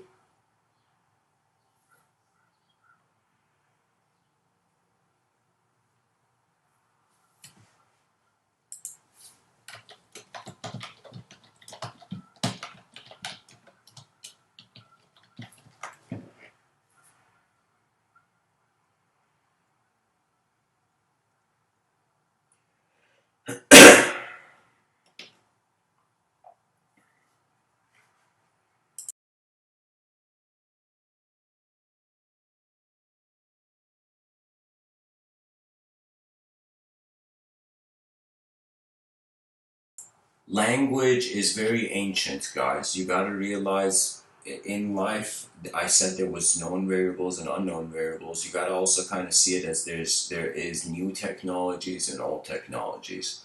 I'm kind of treating the past and history as a sort of toolbox. They say history repeats itself. So what does that mean? That means when we look at what has happened on this planet, we get a sense of how behavior on a massive level is occurring. I feel the mind can get sparked. And I feel you find your mind gets sparked when you when you realize yourself as the spark.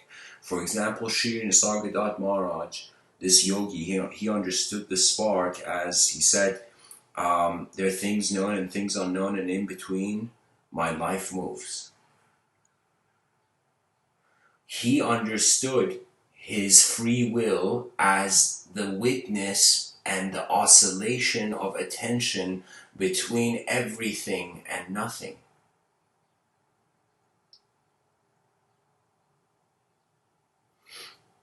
So anyways, guys, I hope this episode was helpful.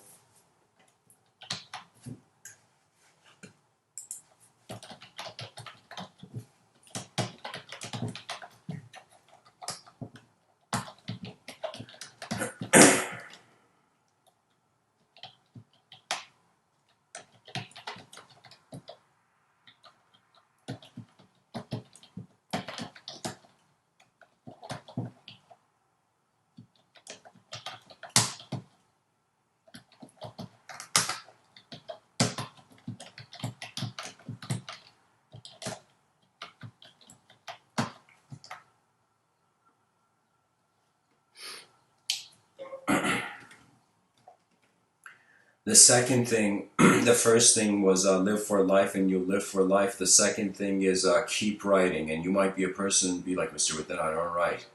And then I'm talking to your future self then. Keep writing, guys. Let us realize that we can we can pilot our inner realms, our findings from the inner realms into the outer realms. You know, the advanced civilization, just like how war began from the mind of man, peace shall also begin from the mind of man. That means when I realize where war began, that's where I realize where an advanced civilization must begin. Behind your eyes, stand as an honor of where your civilization will be, not where it is now. When you see people treat them as who they could be, who they will be, which is this unknown vastness. And when you truly see the world, you'll know. You'll know when you are aware of your intelligence beyond sensory eyes. You'll just know it's experiential. Blessings, guys. Thanks for listening.